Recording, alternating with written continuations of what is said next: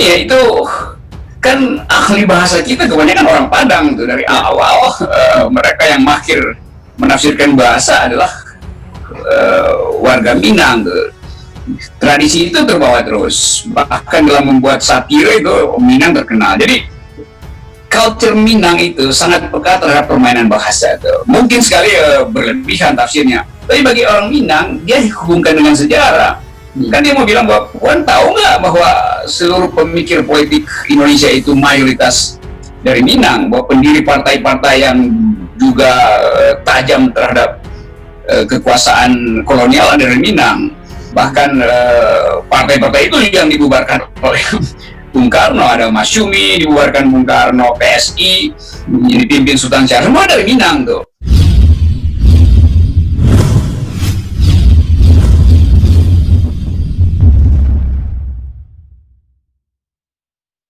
Ini kasus di Bapak Puan ini sangat ramai di Sumatera Barat juga, soal radikal good looking versi dari Menteri Agama. Jadi juga lagi heboh. Saya akan mencoba ngobrol dengan Bung Rocky soal dua fenomena ini. Halo Bung Rocky.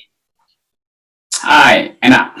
Enak ya, iya. Ini jadi karena orang Minang ini kan suka pepatah petitik gitu. Saya ingin mencobanya juga gitu katanya. Gara-gara Puan setitik rusak suara Mulyadi se-Minang Raya.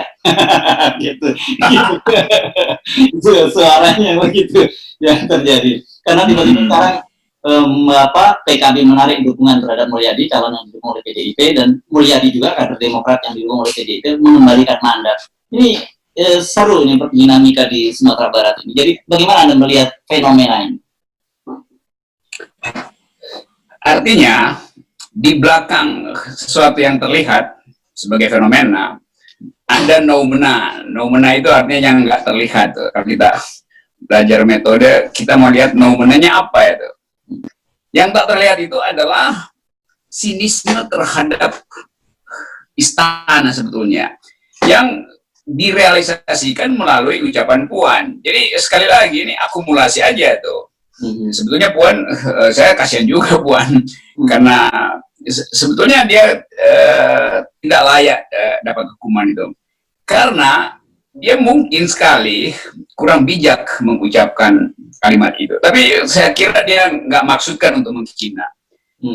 Namun demikian susah untuk kita hambat arus yang menganggap bahwa Puan, Mega, PDIP, Jokowi itu satu paket. Jadi ini sebetulnya paket yang kebetulan yang paling lemah adalah Puan, karena dia mengucapkan. Dengan kata lain, orang menunggu sebetulnya paket ini berantakan, paket kekuasaan berantakan. Jadi Puan mempercepat berantakan itu. Nah, kalau kita baca fenomena semacam ini, itu sebetulnya ada di semua tempat, yaitu orang jengkel, sinis, dan berupaya untuk keluar dari kekacauan politik, tapi nggak tahu bagaimana. Kalau sedikit kritis disebut radikal, lalu meledaklah dia di dalam soal-soal kecil semacam ini. Dan itu yang mengakibatkan Puan setitik merusak restoran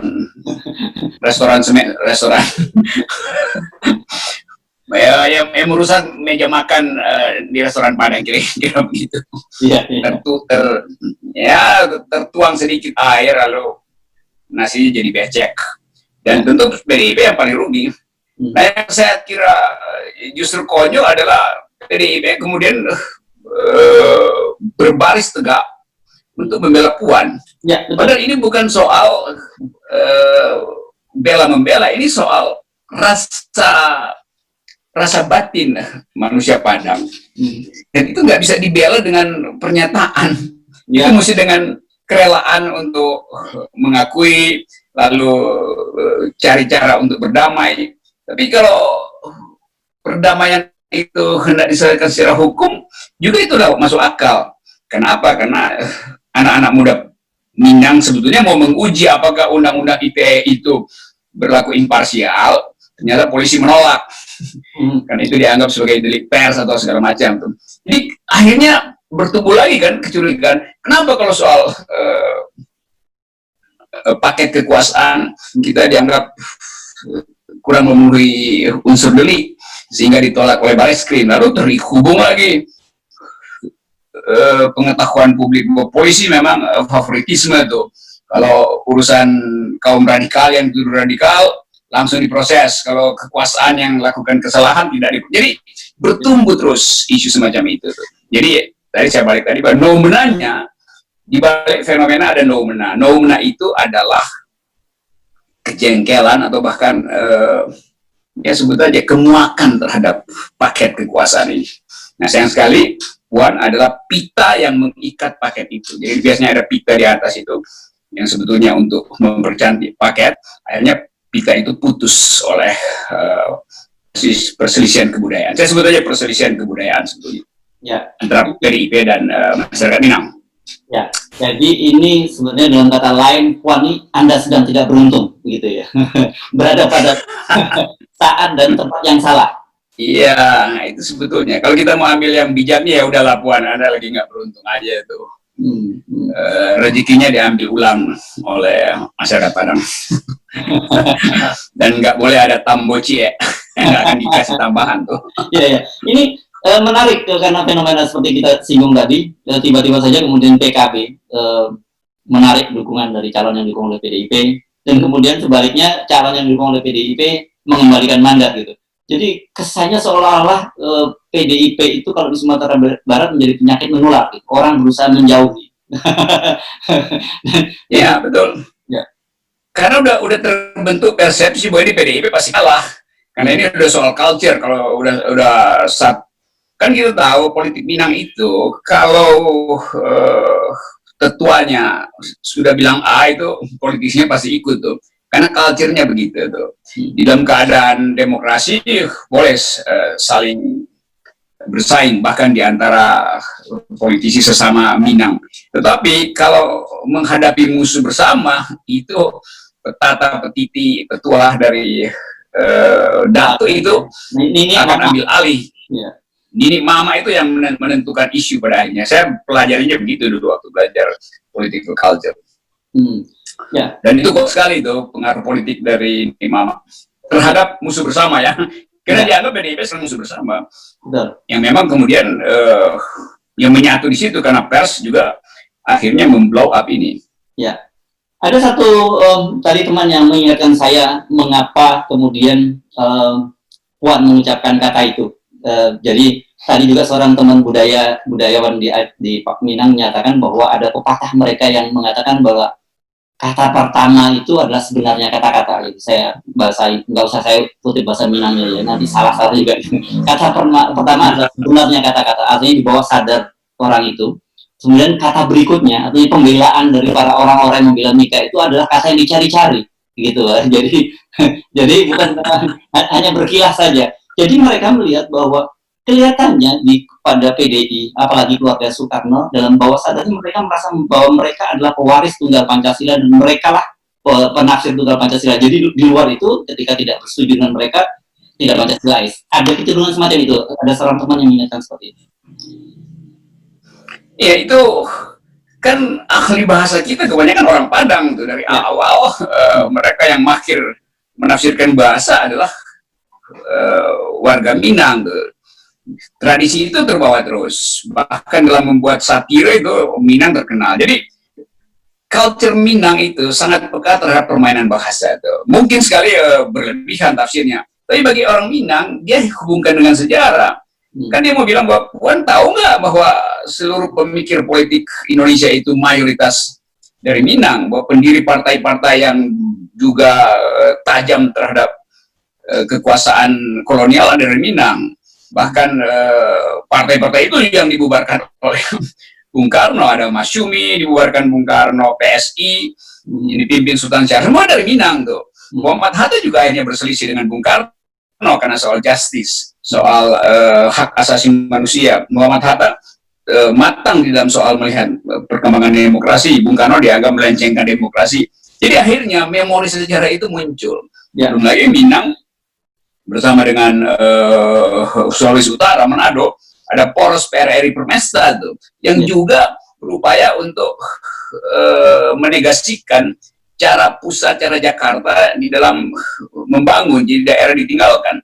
Jadi seluruh dendam politik atau memori politik masa lalu tiba-tiba muncul di dalam benak ni mama, ketua-ketua adat dan politisi, bahkan anak muda Minangkabau. Jadi itu sebetulnya sumber kesalahan dari Ibu Puan, kalau mau disebut sumber kesalahan, atau mungkin bukan dia yang bersalah, itu penasihatnya nggak bisa brief Puan bahwa Puan, Minang itu lokasi politiknya seperti ini, lokasi budaya seperti ini, jadi Anda masuk dengan cara seperti ini.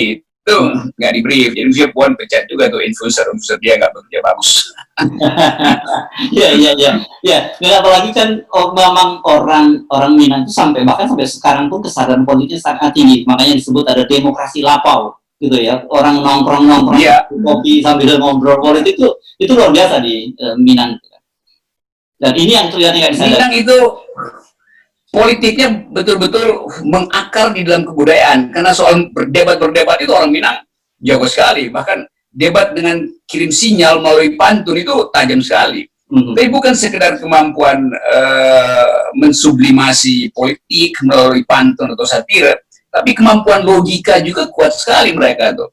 Ada Tan Malaka yang menulis Madilog yang isinya adalah cara berdebat, cara memakai logika. Jadi jangan coba-coba mengeluarkan satu pendapat yang bisa membangkitkan seluruh kecerdasan orang Minang. Bahaya. Ya, tapi saya ini nggak berlebihan Anda kan. Kalau kita lihat, dan kemarin saya juga ngobrol-ngobrol, ternyata bukan hanya di Indonesia, di Malaysia 75% pejuang kemerdekaan Malaysia itu orang Minang. Bahkan yang di Pertuan Agong yang pertama di sana, yaitu dari Negeri Sembilan itu juga orang Minang. Ini memang luar biasa nih mereka perannya itu. Jadi wajar kalau kemudian mereka diremehkan, mereka jadi tersinggung kan? Iya, karena orang Minang dari awal kemerdekaan, bahkan sebelum merdeka, sudah malang melintang di Melayu itu sebagai influencer. Nah, orang Minang itu influencer Asia sebetulnya tuh, tapi influencer dalam akal pikiran, influencer akal sehat tuh. Itu masuk sampai ke kerajaan Melayu dan berupaya untuk memakai bahasa sebagai alat untuk memenangkan argumentasi, alat untuk memenangkan bisnis perdagangan awal tuh. Jadi keahlian orang Minang adalah di dalam berbahasa dan dalam logika. Nah, yang terjadi justru kalimat-kalimat dari petinggi PDIP, cara membela Puan itu cara yang terlalu standar. Orang Minang ketawain tuh, ngapain saya bela begituan. Itu kata tadi betul begitu tuh. Yang terucap pertama sebetulnya jangan diselamatkan melalui ucapan kedua, itu makin tenggelam logikanya tuh. Ya, ini memang berat nih kelihatannya kalau mesti seperti Anda bilang, jangan coba-coba berdebat dengan orang Minang gitu. Oke, nah tapi satu yang juga selain soal Minang yang rame ini kan soal Menteri Agama. Gitu. Anda ini kalau untung Anda bukan Muslim, Rocky Gerung. Kalau Anda Muslim, karena Anda ini masuk kelompok good looking, gitu ya. Jadi kalau Anda masuk good looking, Anda itu ada potensi membawa paham radikal, gitu katanya. Gitu. Ini yang sedang membuat orang meradang. Kalau dulu sebelumnya kan stereotip katanya orang radikal nih yang celana cingkrang, jenggotan. Sekarang tiba-tiba kata Menteri Agama salah satunya cirinya dia good looking. Bisa bahasa Arab, bisa hafal Quran. Ini yang membuat orang meradang juga. Ini sebetulnya penghinaan pada yang bad looking gitu, karena Menteri Agama favoritisme itu. Karena semua orang bisa jadi radikal, mau dia bad looking, good looking, nggak ada soal. Karena kan kita ingin agar supaya Menteri Agama itu udah ngurusin keakraban lah, mengakrabkan antara bad looking dan good looking gitu. Caranya bagaimana? Ya bawa ke salon demokrasi itu supaya tampil wajah demokrasinya, bukan wajah orangnya itu. Jadi kelihatannya Menteri Agama ini juga nggak paham bahwa menyebut good looking, bad looking hanya dengan melihat wajah itu justru yang merepotkan analisis. Karena begitu Menteri Agama bilang good looking adalah influencer dari radikalisme, ya semua orang akhirnya bikin rambutnya acak-acakan, pasang brewok segala macam. Lalu nanti akan bilang, I'm bad looking, jadi saya tidak mungkin radikal. Susah lagi nanti Menteri Agamanya kan. Jadi begitulah, kejebak terus di dalam ketidakcukupan pengetahuan itu. Oke, gitu dia. Jadi memang kalau soal bad looking, good looking ini menjadi soal yang saya agak jadi bingung kenapa jadi ramai sekali ya pertama kali muncul. Saya nggak paham nih karena kosakata good looking, bad looking ini kan ini sangat familiar di kalangan anak-anak milenial begitu kan. Kalau selama gitu. Ya, wacana atau intoleransi itu kan sebenarnya tidak cukup akrab di kalangan anak-anak milenial. Tapi ketika menteri menggunakan kosakata itu yang heboh memang di kalangan milenial jadinya begitu. Mereka tiba-tiba mereka kemudian berkaca. Mestinya nih kalangan milenials ini pergi ke Bareskrim melaporkan Menteri Agama. Karena ini juga penghinaan terhadap milenials. Nanti dianggap milenials yang good looking di jalan itu ntar ditabukin orang karena dianggap radikal. Kan Menteri Agama bikin pembelahan baru tuh akhirnya tuh. Ya. Ini juga ITS sebetulnya nih, karena diucapkan di dalam forum resmi.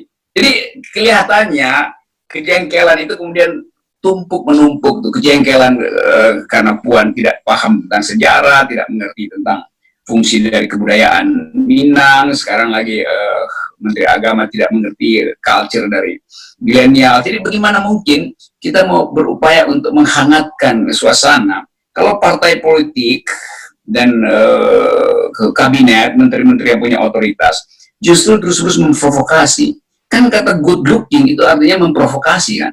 Hati-hati loh kalau ada milenials yang cakep dikit, penampilannya neat, bersih, itu sangat mungkin dia adalah radikal atau calon radikal. Maka timbul kecurigaan di antara milenial sendiri. Karena milenial akan lihat, dia ngomong itu pasti punya sumber data. Nanti milenial A mencurigai milenial B, nanti itu pacaran bisa putus hanya karena good looking. Padahal good looking diperlukan untuk pacaran.